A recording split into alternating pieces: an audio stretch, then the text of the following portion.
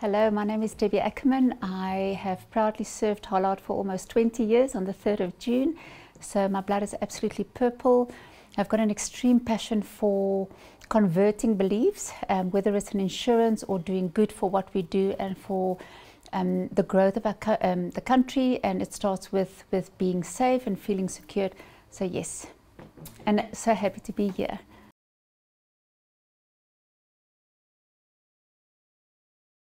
Yes, today's start was absolutely phenomenal. They started with saying smile, and you know, if that can come naturally to all of us, you can start a day with friendliness.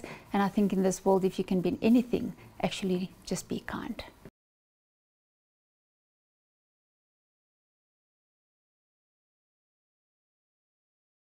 Yes, so a lot of significant people with their professional opinions, and I think it's all about leadership. And if we can be authentic leaders and lead by or with as a vulnerable leader, having authenticity in whatever you do as a leader.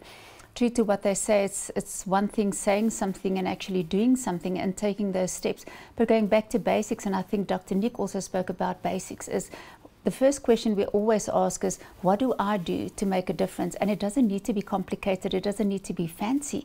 Just take that step and say, keep it small, keep it good, but keep it authentic.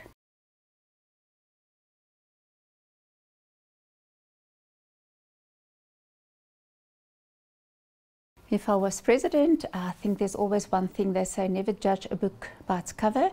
And as a female, we've all been a victim of some sort of abuse throughout our lives. And I think if I could change that mentality of being a victim rather than a leader, a victim and becoming a leader with our youth. Be the author of your own book. Close your book that's been given to you and start writing your own story, and you become that author. That would be my view as a president. With brain drain, there's a mindset around brain drain saying, the first question you ask your children is, what would you like to become? And then their answer is, I'm going to study abroad.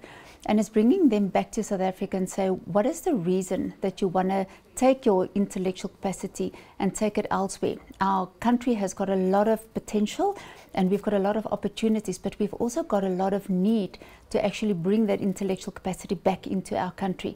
There's potential, and our youth needs to, their mentality needs to be changed, and so don't become part of that stream that believes in brain drain. You stay, bring your brains back to South Africa, because we actually appreciate you coming back to leaders. Let's be an example of recreating trust with our youth to say, we can be there to support you when you stay. Don't motivate them to stay, but not be their support. And leaving our legacy with them and taking it to the future with our grandchildren. So the legacy is not only about today and tomorrow for our youth, it's the youth to come, and let them inherit a fantastic Africa. Build on trust. Thank you so much. Oh, you're absolutely welcome. That was beautiful. I'm feeling encouraged. You know, seriously guys, we've all been victims. Yeah.